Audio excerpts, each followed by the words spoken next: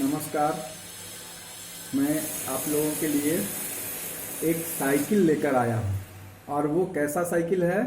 वो है nitrogen cycle. और यहाँ पर हम लोग देखेंगे माइक्रो ऑर्गेनिज्म में जो है वो नाइट्रोजन साइकिल क्यों ज़रूरी है पढ़ना, क्योंकि ये जो है माइक्रो ऑर्गेनिज्म हमारे एटमॉस्फेयर का नाइट्रोजन को लिविंग ऑर्गेनिज्म में सर्कुलेट करने का काम करता है। इसलिए ये जो है यहाँ पर ज़रूरी है नाइट्रोजन साइकिल को थोड़ा समझना। हम लोग देखेंगे इसमें कि प्लांट्स, एनिमल्स, सॉइल, इन सबों में नाइट्रोजन का कैसे सर्कुलेशन होता है।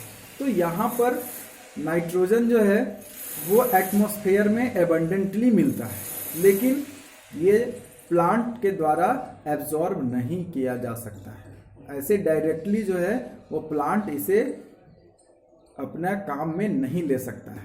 तो वो उसको मिलेगा कैसे? ये माइक्रो ऑर्गेनिज्म जो है उसे प्रोवाइड करेंगे। अब बात आती है कि प्लांट को नाइट्रोजन की आवश्यकता क्यों होती है। हम लोग जानते हैं कि प्लांट जो है वो अपना प्रिपरेशन करता है, मतलब कि फूड बनाता है वो खुद, ऑटोट्रॉप्स है। तो यहाँ पर ये ऑटोट्रॉप्स जो है वो फूड, मतलब कि यहाँ पर ग्लूकोज के अलावा भी ये जो है अपना बनाता है, मतलब कि ये प्रोटीन बनाएगा, फैट बनाएगा, विटामिन्स बनाएगा।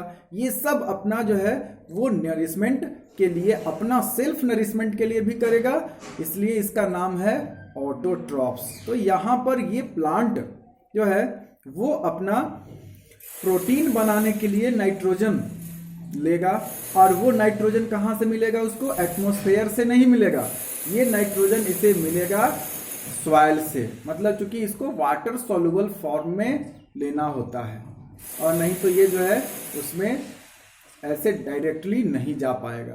तब यहाँ हम लोग देखें ये नाइट्रोजन साइकिल, मतलब कि सर्कुलेशन ऑफ एटमॉस्फेरिक नाइट्रोजन जो है उसका circulation of nitrogen from living beings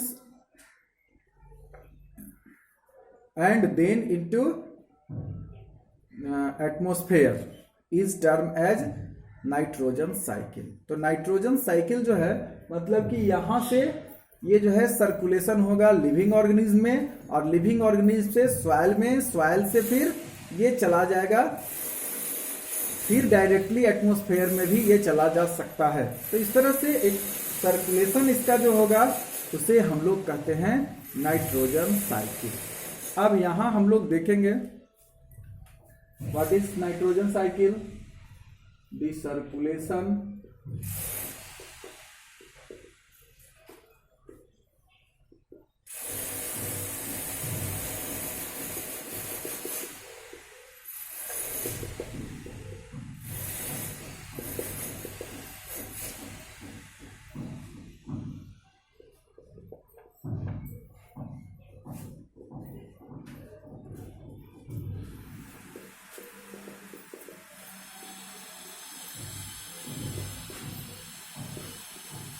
living and non-living,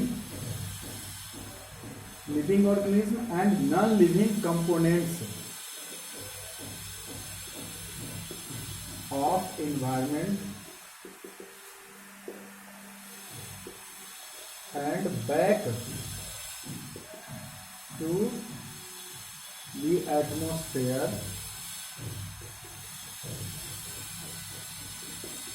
is termed as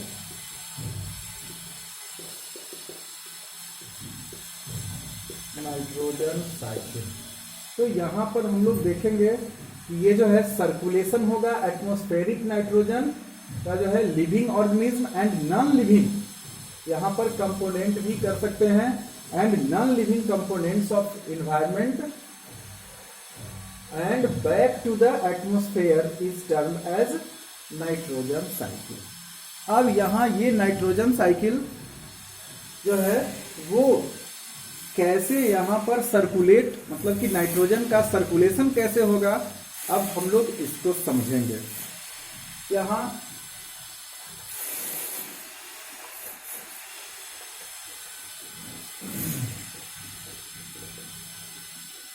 हम लोग समझे इसका नाइट्रोजन का जो साइकिल है सिंपल फॉर्म में, इसको हम लोग देखेंगे। ये है एटमॉस्फेरिक नाइट्रोजन। एटमॉस्फेरिक नाइट्रोजन बहुत ज़्यादा है, एबंडेंट अमाउंट में है, मतलब कि ये 78% मिलने वाला है। ये जो है एटमॉस्फेयर में होगा इसका सबसे अधिक, ये जो है एटमॉस्फेयर का कंपोनेंट्स में सबसे अधिक इसका ही परसेंटेज होगा। अब यहाँ पर देखेंगे कि एटमॉस्फेरिक जो है वो कंपोनेंट्स, ये नाइट्रोजन जो है वो यहाँ पर सॉइल में कैसे आ जाएगा, मतलब कि यहाँ पर आएगा तो नाइट्रोजनस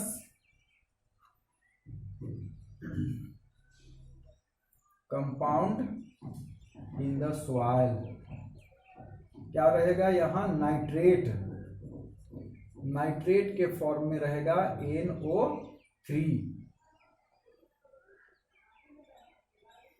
NO3 के फॉर्म में ये रहेगा। और किसी का भी नाइट्रेट हो सकता है, calcium nitrate, sodium nitrate, potassium nitrate. तो इस तरह से यहाँ पर ये जो है ये कैसे आएगा, एटमॉस्फेरिक नाइट्रोजन जो है ये सॉइल में कैसे आएगा, मतलब कि ये जो है इसका कन्वर्सन नाइट्रेट में कैसे होगा और ये फिक्सेशन कैसे होगा, इन सबों के बारे में हम इसमें जानेंगे। तो इसमें एक होता है यहाँ पर लिविंग ऑर्गेनिज्म है, माइक्रो ऑर्गेनिज्म, बैक्टीरिया और ब्लू ग्रीन एल्गी, जिसके बारे में हम लोग पढ़े हैं, bacteria and blue green algae. और ये क्या करेगा, एटमॉस्फेयर से नाइट्रेट में कन्वर्सन, मतलब एटमॉस्फेयर का जो नाइट्रोजन है उसको नाइट्रेट में कन्वर्ट करेगा। और इसमें बहुत सा होगा बैक्टीरिया, वो कौन कौन सा बैक्टीरिया हो सकता है यहाँ पर हम देखेंगे। हम लोग जाने थे राइजोबियम के बारे में।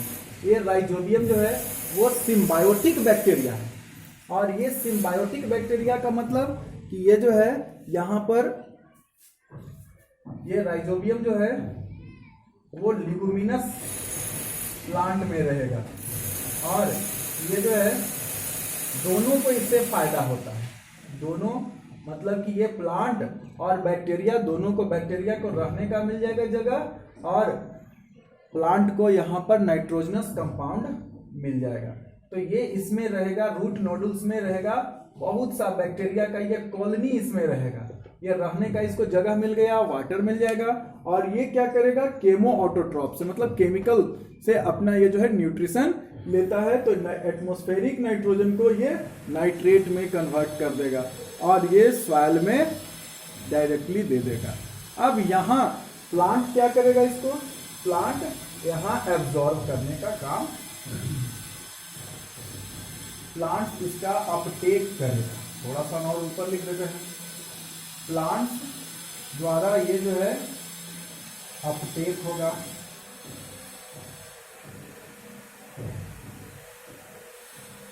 ये प्लांट्स इसको लिया, और प्लांट जब डिकम्पोज हो जाएगा, मतलब कि कभी इसका लीफ झड़ेगा या इसमें और भी जितने भी हैं अलग अलग पार्ट्स में जो जमा रहेगा, वो टूटने पर फल में या जो भी है इसमें प्रोटीन होगा, मतलब नाइट्रोजनस कंपाउंड इसमें होगा। ये जो है ये यहाँ से यहाँ आ जाएगा सॉइल में, फिर से हम लोग देखेंगे तो ये जो है डिकम्पोज होके और यहाँ बन जाएगा अमोनिया। अमोनिया में कन्वर्सन होगा, और अमोनिया से कन्वर्सन इसका होगा नाइट्राइट में, अमोनिया से नाइट्राइट और नाइट्राइट से नाइट्रेट में कन्वर्सन होगा। और उसके बाद यहाँ पर देखेंगे कि कुछ जो है बैक्टीरिया लगा हुआ रहेगा, डीनाइट्रीफाइंग बैक्टीरिया। ये डीनाइट्रीफाइंग बैक्टीरिया जो है ये यहाँ इसको एटमॉस्फेयर में भेजने का काम करेगा। तो देखिए एक साइकिल इसका पूरा हो गया, एक यहाँ पर देखिए इसमें एक सर्किल इस तरह से बन गया, यहाँ पर हो गया।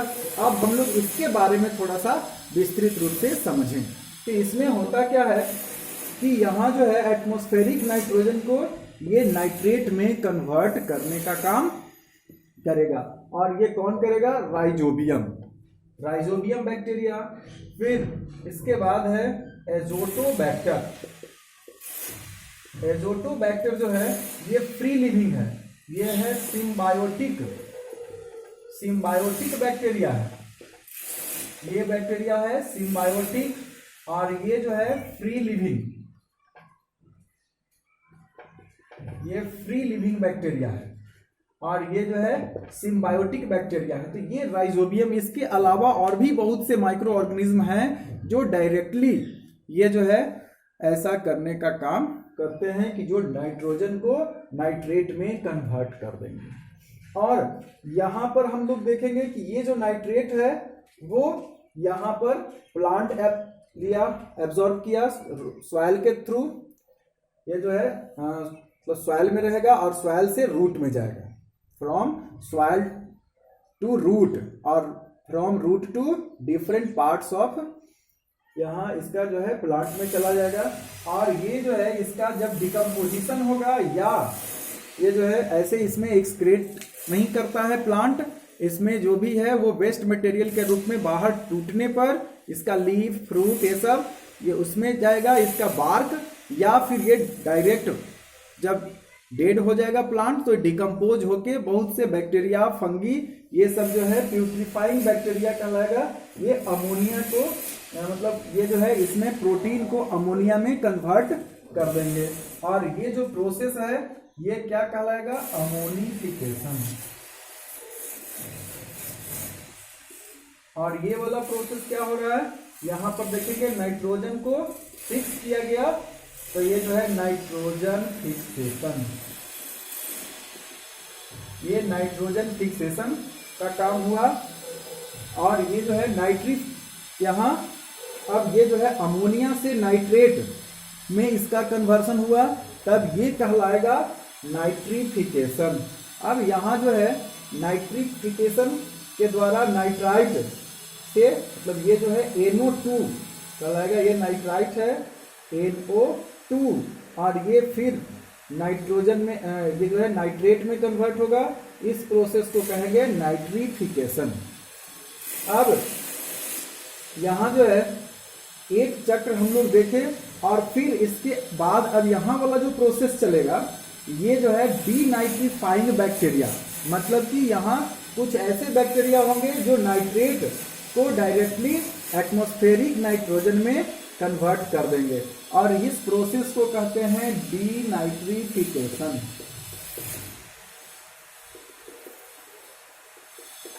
डीनाइट्रिफिकेशन।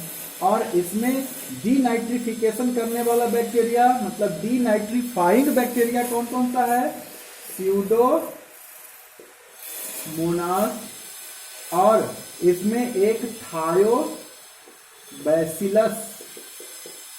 बैक्टीरिया होगा जो इसको डीनाइट्रीफाइंग करने का काम करेगा।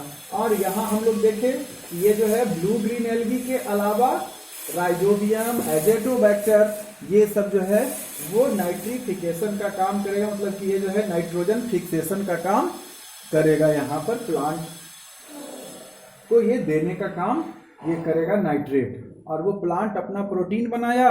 इसके बाद अब यहाँ पर हम लोग देखेंगे, अभी तक इसमें एनिमल्स की भूमिका यहाँ पर अब नहीं आ रही थी, तो यहाँ हम लोग देखेंगे कि प्लांट का जो प्रोटीन है वो एनिमल लेगा डायरेक्टली या इनडायरेक्टली। जैसे हर्बीवोर्स है तो वो डायरेक्टली लेगा, और यदि कार्निवोर्स है तो इनडायरेक्टली, मतलब हर्बीवोर्स को खाने वाला है तो कार्निवोरस कहलाएगा। और ये कार्निवोरस में मतलब ये जो प्लांट से जो प्रोटीन आया वो हर्बीवोरस में, और हर्बीवोरस से फिर कार्निवोरस में आएगा। तो इस तरह से यहाँ पर देखेंगे कि ये जो है प्लांट से एनिमल में आया, और एनिमल का जो एक्सक्रेटा है मतलब वो जो है अपना एक्सक्रेशन करेगा या डेट होगा, तब यहाँ पर भी ये अमोनिफिकेशन वाला प्रोसेस होगा, अमोनिया में बनेगा।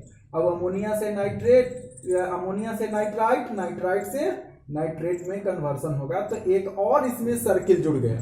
धीरे धीरे हम लोग देख रहे हैं कि इसकी कॉम्प्लेक्सिटी समझने के लिए हम लोग सब ऐसे धीरे धीरे इसको बनाते जाएंगे तो आसान हो जाएगा समझना। सबसे पहले हम लोग एक पार्ट इधर लिए कि ये बैक्टीरिया, ब्लू ग्रीन एल्गी, ये सब क्या करेगा, यहाँ नाइट्रोजनस कंपाउंड को जो है में बदल दिया, यहाँ एटमॉस्फेरिक नाइट्रोजन को। और कुछ जो है वो बैक्टीरिया डीनाइट्रिफिकेशन करेगा, मतलब कि ये जो है नाइट्रेट से एटमॉस्फेयर में नाइट्रोजन को भेज देगा।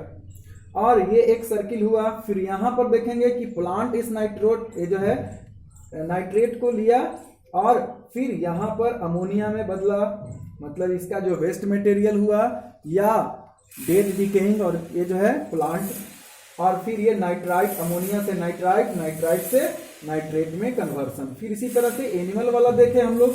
अब हम लोग देखें कि इसके अलावा भी इसमें जो है वो और भी प्रोसेस है जो नाइट्रोजन फिक्सेशन में हो सकता है। जैसे कि कल ही देखे बहुत जोर से बारिश हो रही थी, बेमौसम बरसात, लेकिन इसमें आप देखे होंगे कि बहुत तेज चमक और गड़गड़ाहट की आवाज भी आ रही थी। मतलब कि लाइटनिंग और थंडरिंग इतना जबरदस्त हो रहा था कि लग रहा था कि यहीं पर बगल में ही कहीं पर हो गया, लेकिन कहीं ना कहीं तो जरूर हुआ होगा। और हम लोग आए दिन समाचार में भी देखते रहते हैं। कल वाला जो है न्यूज भी आया कि इसमें लगभग बिहार से जो है लगभग 11 आदमी जो है वो इससे जो है पीड़ित होकर और मतलब वहीं पर जल गए और बहुत से लोग घायल हैं। तो ये होता है कैसे? थंडरिंग जो है वो हम लोग जानते हैं कि चार्ज बादल, या फिर जानेंगे हम लोग, फिर नेचुरल फेनोमेना पढ़ना है आपको, इसमें भी जानेंगे। और ये जो है दो अपोजिटली चार्ज बादल, या फिर इसी में कुछ बादल जो है वो पॉजिटिवली ऊपर में निगेटिवली और ये पॉजिटिवली या अपोजिटली चार्ज बादल कहेंगे कि एक पॉजिटिव है और दूसरा में ये निगेटिव चार्ज वाला है। तो यहां पर क्या होगा, इन दोनों में जो है वो डिस्चार्ज होगा, मतलब बहुत ज्यादा। जैसे हम लोग देखे होंगे कि बैटरी का दो टर्मिनल को यदि कंडक्टिंग वायर से छुआते हैं, उसको टकराते हैं, तब क्या होगा, क्रैकलिंग साउंड सुनाई देगा और साथ साथ स्पार्क जिसको कहते हैं वो चमक भी आपको दिखाई देगा। कभी कभी देखे होंगे कि यदि बिजली वाला कनेक्शन में बहुत लोग जो है वो फिक्स नहीं रखते हैं, उसमें एक हुक लगा के और वो जो है बिजली जलाते हैं, तो उस समय भी देखे होंगे कि वहां पर साउंड भी प्रोड्यूस होता है और लाइट भी प्रोड्यूस होता है। आप यदि कपड़ा या मच्छरदानी जो है वो यदि होगा नायलॉन वाला या कोई ऐसा सिंथेटिक क्लॉथ होगा, तो उसमें भी हम लोग देखते हैं कि अंधेरा में अगर देखेंगे तो क्रैकलिंग साउंड आपको सुनाई देगा और वो जो है उसमें लाइट भी देख सकते हैं। तो वैसा ही होगा बादल में। कभी कभी यहाँ पर अगर मान लिया जाए कि नजदीक में कोई पेड़ है या कुछ और भी है, तो इसमें भी देखेंगे कि यहाँ पर जो है ये निगेटिवली चार्ज है तो बगल में पॉजिटिवली हो जाएगा उसके नजदीक, और इसमें भी वही हाल होगा। तो ये जो है कल की बात बता रहे हैं कि बहुत से लोग जो है वो खेतों में काम कर रहे थे और जब वो अचानक बारिश होने लगी तो उनको लगा कि चलो कहीं छुपने का जगह देखते हैं, और छुपने के लिए जो है उन्होंने एक छोटा सा जो है वो झोपड़ा बनाया हुआ था और उसमें ये जो है पॉलीथीन का बनाया हुआ इस तरह का बहुत से लोग बना देते हैं और लोग रहने के लिए अपना जो है वो टेंट बनाए हुए थे, और वो टेंट में जो है वो चला गया आदमी और ये लोग इसी में जाके छुप गए, और छुपने के क्रम में वहीं पर जो है वो लाइटनिंग, मतलब कि ये जो है थंडरिंग यहाँ पर हो गया, और ये लाइटनिंग के कारण ये जो है यहाँ पर पेड़ों पर ना होके और इन लोगों के बीच में यहाँ पर भी ऐसे हो गया। और उसके बाद देखा गया कि ये जो जितने भी लोग हैं उन सबों का जो है मतलब कि इसमें बिजली बहुत अधिक मिलेगी, इसका जो है वोल्टेज इतना जबरदस्त होता है कि ये जो है आदमी को एक ही झटका में समाप्त कर सकता है।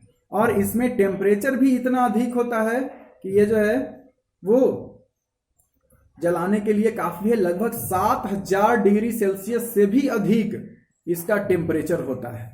और इसमें जो है बहुत ज्यादा हाई वोल्टेज करंट भी होता है। तो दोनों से इसकी मतलब वहां पर रहने वाले लोगों की जो मौत है वो दोनों से हो सकते हैं, चाहे तो उसका जो है ज्यादा टेम्परेचर से, और नहीं तो फिर वो बिजली का झटका लगने से। जैसा कि जानते ही होंगे बेंजामिन फ्रैंकलिन वाला प्रयोग जो है वो बताए थे। तो इस तरह से ये जो है लाइटनिंग और थंडरिंग, ये वाला भी जो है एटमॉस्फेरिक नाइट्रोजन को नाइट्रेट में कन्वर्ट करता है। अब हम लोग इसके बारे में थोड़ा सा जानें, ये कैसे होता है।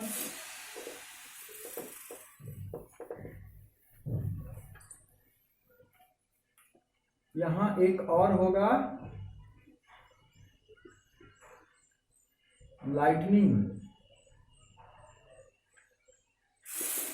लाइटनिंग और थंडरिंग के समय भी जो है नाइट्रोजन फिक्सेशन होता है। और ये लाइटनिंग में कैसे होगा कहेंगे कि तो लाइटनिंग में कैसे इसका फिक्सेशन होगा, तब हम लोग देखेंगे यहां पर कि ये जो है नाइट्रोजन एटमॉस्फेयर में होगा, मतलब N2 और प्लस O2, और ये बनाएगा NO2, मतलब कि नाइट्रोजन का ये जो है ऑक्साइड बन गया यहाँ पर नाइट्रोजन डाइऑक्साइड। और ये नाइट्रोजन डाइऑक्साइड और वाटर, क्योंकि वहाँ पर बारिश हो रही है तो ये जो है रेन ड्रॉप्स में जो होगा यहाँ पर देखेंगे कि ये क्या हो जाएगा, नाइट्रोजन का डाइऑक्साइड प्लस वाटर, और ये बन गया HNO3, नाइट्रिक एसिड में ये कन्वर्ट हो गया। ये जो है नाइट्रिक एसिड में बदल गया। और ये नाइट्रिक एसिड रेन के फॉर्म में ये जो है ये नीचे HNO3 और प्लस सॉइल में बहुत सा माइक्रो ऑर्गेनिज्म या बड़े वाले जो ऑर्गेनिज्म हैं, जैसे हम लोग देखेंगे क्रैब्स और स्नेल, ये सब का जो ऊपर वाला कवरिंग होता है उसमें कैल्शियम ज्यादा मात्रा में होगा, मतलब कैल्शियम कार्बोनेट के फॉर्म में होगा। तो ये कैल्शियम कार्बोनेट से क्या होगा, इसमें जो है ये जब वो मरेगा, ऊपर वाला जो उसका हार्ड कवरिंग है वो धीरे धीरे डिकम्पोज होना शुरू हो जाता है और वो सॉइल में मिलेगा। तो यहाँ पर जब बारिश हुई तो उसमें ये एसिड, मतलब नाइट्रिक एसिड है, वो बरसात के समय ये आ गया। मतलब अब यहाँ पर जो मौजूद है कैल्शियम कार्बोनेट CaCO3, तो ये इसके साथ जो है वो रिएक्ट करके और क्या बनाएगा, कैल्शियम नाइट्रेट CaNO3 का होल 2 प्लस वाटर और प्लस CO2, ये बनाने का काम यहाँ पर करेगा। अब ये देखिए ये बन गया कैल्शियम नाइट्रेट, इसको क्या कहेंगे, ये कैल्शियम नाइट्रेट। तो ये कैल्शियम नाइट्रेट के रूप में जो है ये यहाँ पर सॉइल में पहुँच गया। यहाँ सॉइल में आएगा कैल्शियम नाइट्रेट के फॉर्म में और ये फिक्स हो गया। तो ये एक नाइट्रोजन फिक्सेशन हो गया। अब फिर वही वाला प्रोसेस ये होगा। अब चलिए हम लोग बात करते हैं एक तीसरा और भी है, वो इंडस्ट्री करेगा ये जो काम है वो। अब यहाँ पर इंडस्ट्री इसको डायरेक्टली एटमॉस्फेरिक नाइट्रोजन को लेके और ये जो है करेगा केमिकल इंडस्ट्री।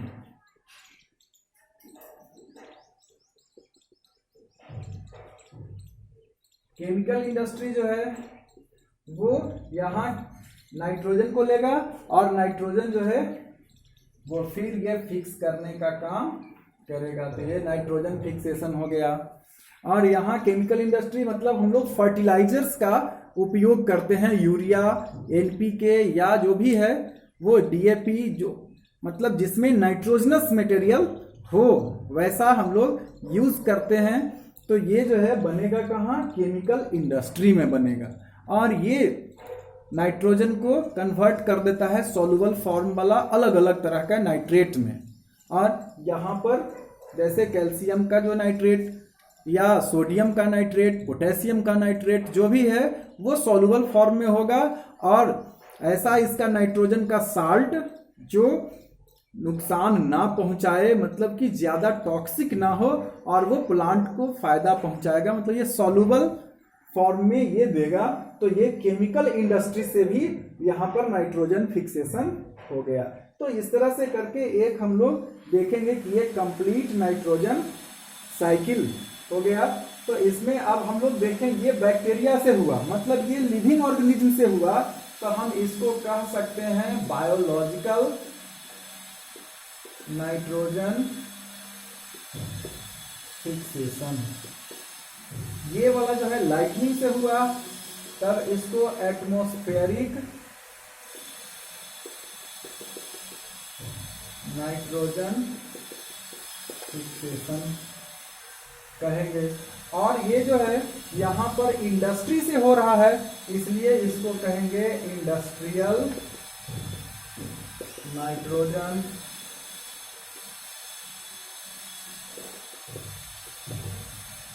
फिक्सेशन।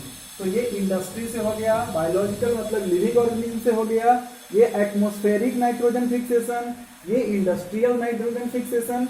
इस तरह से हम लोग यहाँ पर देखें कि ये एक कंप्लीट नाइट्रोजन साइकिल बन गया। आप लोग इस तरह से नाइट्रोजन साइकिल बना सकते हैं, या आपके बुक में जो दिया हुआ है वो भी एक कंप्लीट नाइट्रोजन साइकिल है, इस तरह से भी हम लोग उसको भी बना सकते हैं। अब ये जो है कंप्लीट साइकिल हम लोग को 9th क्लास में भी पढ़ना है, और इस तरह से करके और अलग अलग आपको हर जगह ये काम आएगा। नाइट्रोजन साइकिल 11th में भी पढ़ना होगा आप लोगों को। तो इस तरह से करके थोड़ा और उसमें विस्तृत अध्ययन करेंगे। इस तरह से हम लोग का आज नाइट्रोजन साइकिल कंप्लीट हुआ। नेक्स्ट लेक्चर में और भी कुछ जो इस चैप्टर से माइक्रो ऑर्गेनिज्म फ्रेंड्स एंड फो से जो छूटा हुआ कुछ होगा पॉइंट्स, उसको हम नोट करके और आप लोगों के सामने लाएंगे। तब तक के लिए धन्यवाद।